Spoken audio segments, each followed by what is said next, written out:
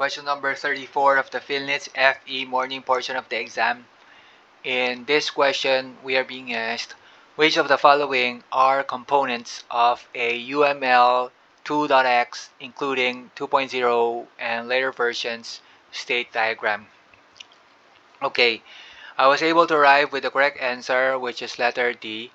And I think that even though we're not necessarily too particular with what a UML is supposed to be, I think if taken any of these programming classes, then maybe you've encountered a UML as well, a unified model language, because really what we want is to be able to have some idea what's happening with our code.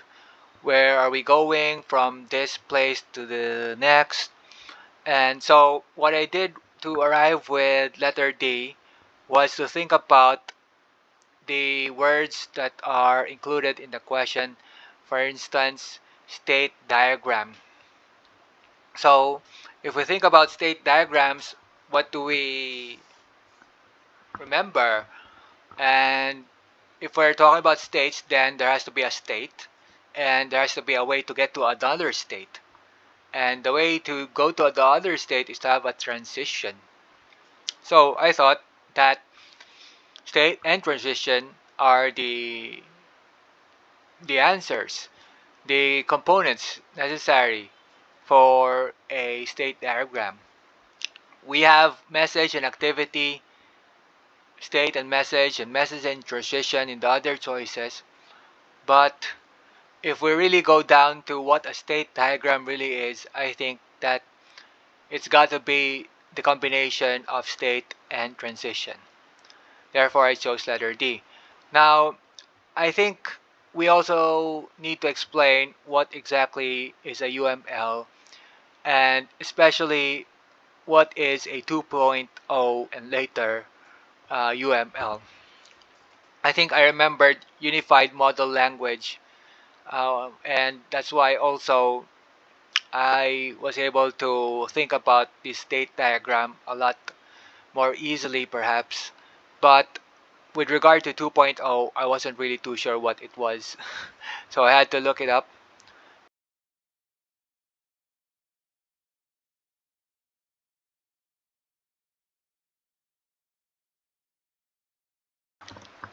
Alright, that's our reference or Sanko.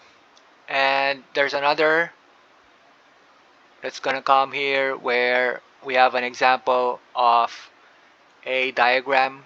In this case, it's a use case diagram. And what we can see is that a UML could have something like this, where you have a food critic and a chef, and they can do certain types of behaviors: eat food, pay for food, and so on and so forth. And it's a way for us to know what is happening with our code. And I got that from this link here. So speaking of UMLs, what we can find is that 2.0 really puts together all the types of diagrams. A while ago we were talking about a state diagram, and then the next one was a use case diagram. So there are so many diagrams. Is there a way to organize all these diagrams so that we know exactly how many there are and what they are? So if we look at this portion here, we have a structure type of diagram, a behavior type of diagram, and an interaction type of diagram.